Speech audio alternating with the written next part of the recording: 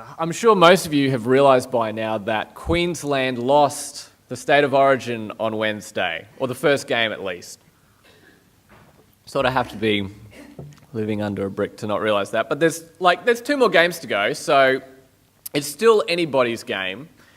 And if I had to put my money on who's going to win the trophy this year, and I'm a Kiwi by birth, so I'm unbiased, I'd be stupid not to put it on Queensland. Just because they've won so many times. And that's the question that gets asked every time Origin comes around, isn't it? Like, how many times have Queensland won in a row? Or more to the point, when was the last time New South Wales won the Origin? It's sort of getting ridiculous at this point. We're running out of fingers to count the years on. Like, some of the kids are like, I wasn't even born. 2005 was their last win, apparently. So 7 years. They've lost 7 years in a row. 7 years of not being able to brag or boast. And that's just depressing. I almost feel sorry for them. You know what? I reckon if they can't boast about their winning, they should start boasting about their losing. You know, we've lost 7 years in a row. Beat that. That way, when they lose this State of Origin, they can say, yes, 8 times in a row. Now, no one boasts about weakness, do they? But the funny thing is, that's exactly what the Apostle Paul did in the passage we're looking at this morning. Chapter 11, verse 30, if I must boast, I will boast of the things that show my weakness. Now, how do you do that? Like, most people are ashamed to even admit their weakness, let alone boast about it. Sometimes we'll accidentally reveal our weaknesses, but we usually don't do that on purpose. Last year, I applied for the Air Force, and in the interview, the psychologist asked me what I like to do for fun. And I had not thought about the question, and because our dog had just given birth to a litter, I said without thinking, I like to play with puppies. And in hindsight, I probably shouldn't have said that. And the psych just gave me this blank stare that said everything. And needless to say, I didn't get into the Air Force. I guess they didn't see my soft spot for puppies as a strength. Usually, if someone boasts about their weakness, there's something wrong with them. Maybe they're depressed and they think they're worthless, you know. I'm a loser, I can't do anything. Look at all the times I've messed up. I've failed 1,000 times. I've failed more than everybody. Is that Paul's problem here? Is he depressed? Is that why he can boast about his weaknesses? Well, no, because if you look in the previous chapter, chapter 10, verse 8, Paul boasts that he has divine authority to look after the Corinthians. And he even says that he's not ashamed to boast about it. So incredibly, Paul isn't just boasting about his weaknesses, he's also boasting about his God-given strength. You see, Paul's able to say, I have divine authority and I am a loser at the same time. But he's not an egomaniac and he doesn't think he's worthless. Paul was a grounded guy. He was balanced. He wasn't timid, but he wasn't arrogant either. He was incredibly humble and incredibly bold at the same time. You could beat him up and throw him in prison and half drown him in the open sea. He'd still get up and keep preaching the gospel. You couldn't shake the guy. And I want to put it to you that the gospel that he was preaching is what kept him so grounded. And we're going to see that as we look at Paul and how he boasts in this passage. But before we do that, the question must be asked, why is Paul having to boast in the first place? So remember that Paul's an itinerant apostle. He's a traveling missionary. So he's traveled to the city of Corinth, which is like an incredibly rich city. It's the Las Vegas of the Mediterranean. And he's preached the gospel and he started up a church, and then he's moved on to another city to preach. And while he's gone, some other itinerant preachers have come to town. They've called themselves apostles, and they've been leading the Corinthians away from Jesus and the gospel. And do you know why the Corinthians are listening to these guys? It's because they sound so much more impressive than Paul does. You see, 2,000 years ago in ancient Greece, the celebrities of the time, the people who were admired and esteemed and praised the most in society, they weren't the actors or the singers or the sports stars like today. They were the people who could speak. They were the public speakers. They were the people who had mastered the art of public speaking. Back then, you could train for years and years and years to learn how to be a great public speaker. That's how you became a celebrity back then. And these other apostles who had come to Corinth, they are well trained in public speaking. They have incredible oratory skills. They're witty, they're funny, they're poetic. And because they can win people over with their words, they seem to have power, or they are seen to have power. And because Paul doesn't have the same skills as these guys, Paul looks weak and timid by comparison. Have a look at what Paul says in chapter 10, verse 1. He says, "By the meekness and gentleness of Christ, I appeal to you. I, Paul, who am timid when face to face with you, but bold when away."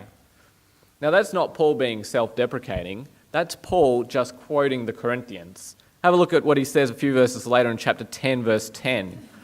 "For some say his letters are weighty and forceful, but in person he is unimpressive and his speaking amounts to nothing." See, the Corinthians don't think Paul's worth listening to. And they think he's a wimp, too timid, not fit to be an apostle. And they'd rather listen to these other guys, these super apostles, who sound a lot more impressive than Paul does. So what does Paul do? He boasts.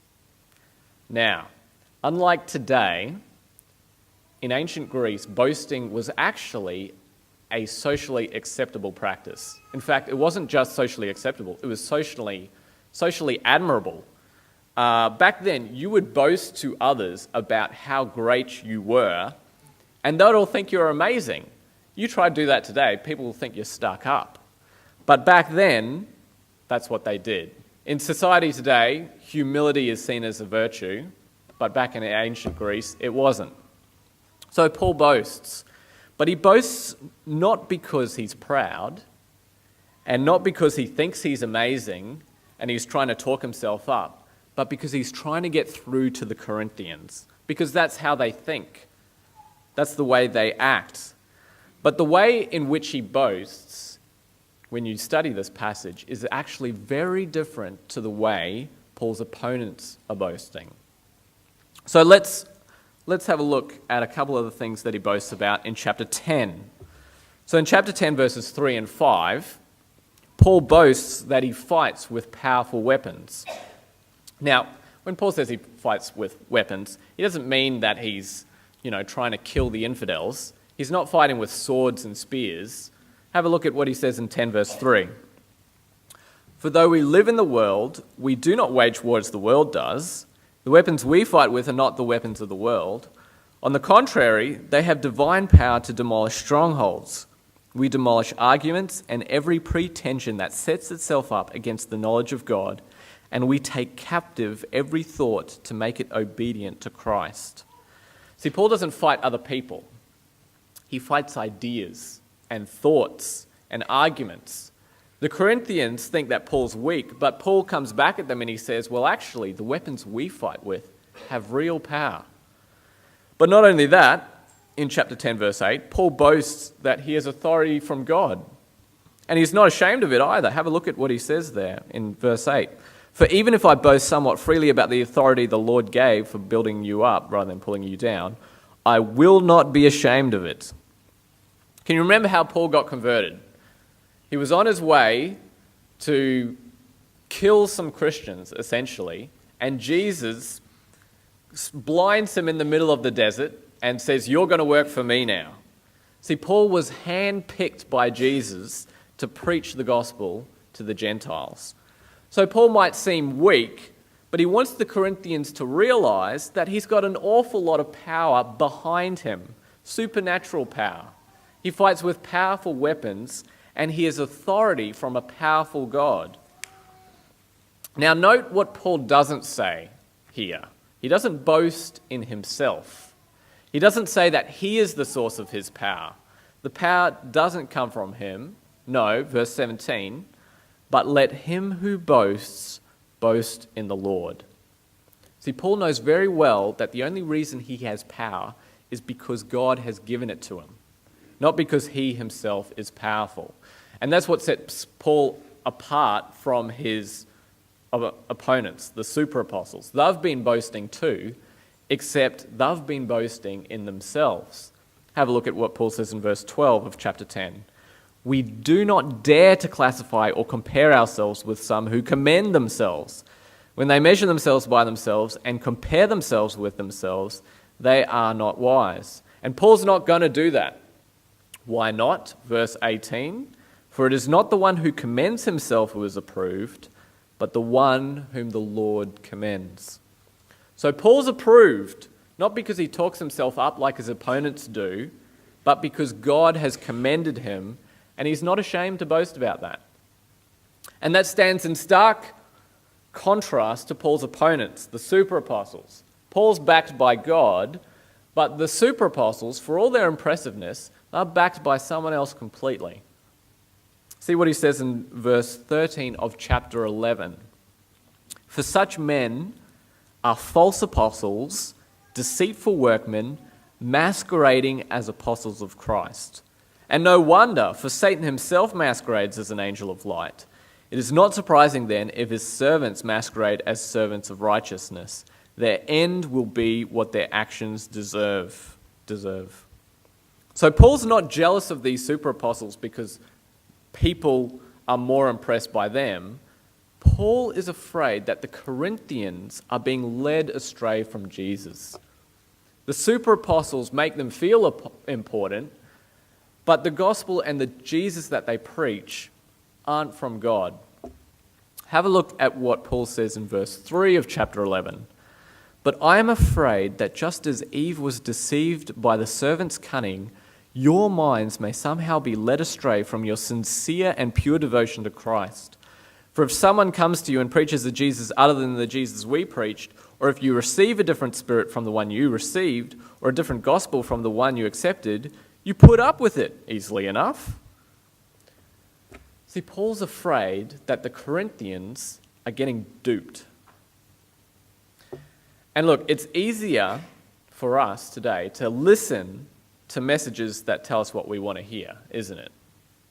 Messages that play to our hopes and our dreams. I mean, you look at the Christian bookstores these days, and you see what kinds of books are selling.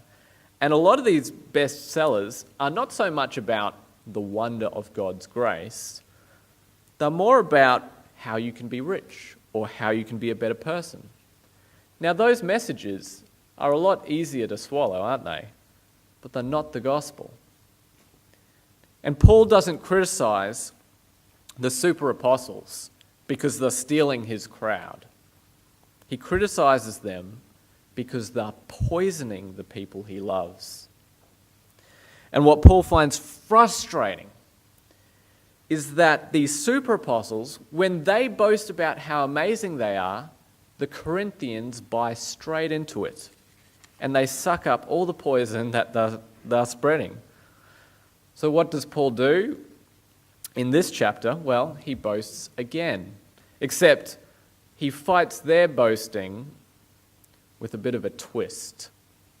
He doesn't boast about the God-given strengths like he did in chapter 10. This time in chapter 11, he boasts about his weaknesses, his defeats, his failures. Look at what he says. I won't read it all again, but run your eyes past chapter 11, verse 23 to 27. Look at the kinds of things that Paul boasts about. I've been in prison more. I've been beaten up more. I've been in danger more. I've had less sleep, less food, less water, less warmth. There was a time when I didn't even have clothes. Now, why isn't Paul ashamed of these weaknesses? What kind of crazy Christian evangelist boasts about being homeless or being incarcerated or being naked. Do you know why Paul wasn't ashamed? It's because Jesus went through exactly the same things. Jesus was homeless. Jesus was unfairly incarcerated, then beaten to a pulp, then stripped of all his clothes, then crucified. And Paul knew that if Jesus, the guy who created the universe, if Jesus could do all of that for us, then it wasn't dishonorable for him to go through the same things, but it was a privilege. And that's why he wasn't ashamed. But more than that, Paul understood the fundamental principle of the gospel, that if you give up your life for Jesus, you gain something so much greater. Jesus said it himself in Luke chapter 9, verse 23, "If anyone would come after me, he must deny himself and take up his cross daily and follow me. For whoever wants to save his life will lose it, but whoever loses his life for me will save it." See, that's counterintuitive, isn't it? Following Jesus is giving up the life that you know. In order to follow Jesus, your whole world has to turn upside down. The things that you thought were the most important are the same things Jesus expects you to sacrifice. No longer must my life be about me and how I look and how I feel. It's got to be about him. And that's hard. It's hard because we want to make ourselves look strong and powerful. We don't want to look weak. We want to look impressive. We want impressive homes and impressive cars and impressive bodies and impressive bank accounts, because that's what everybody else does. But Jesus says, if you want to follow me, you have to give up chasing after those things and start chasing after me. So who are you going to listen to? The world or Jesus? You see, the Corinthians, even though they were Christians, they were still listening to the world. They were getting duped by impressiveness. And we still get duped too. If I was to ask you, who has the greatest influence on how you spend your money, what would you say? Your financial planner or 2 Corinthians 8 and 9 that we looked at last week? You see, it's easier to be influenced by those who reflect what we're comfortable with, rather than the gospel, which says you must deny yourself, take up your cross, and follow Jesus. Where's the comfort in that? Well, here's the comfort. And here's what the Corinthians were forgetting. This is what Martin Luther says. He says, "I have held many things in my hands, and I have lost them all. But whatever I have placed in God's hands, that I still possess." See, the power of the gospel, the thing that kept Paul so grounded, the reason he could boast in his weaknesses, was the fact that the gospel offered him eternity with Christ. Not because he was powerful or impressive, but because he was willing to lose everything for Jesus.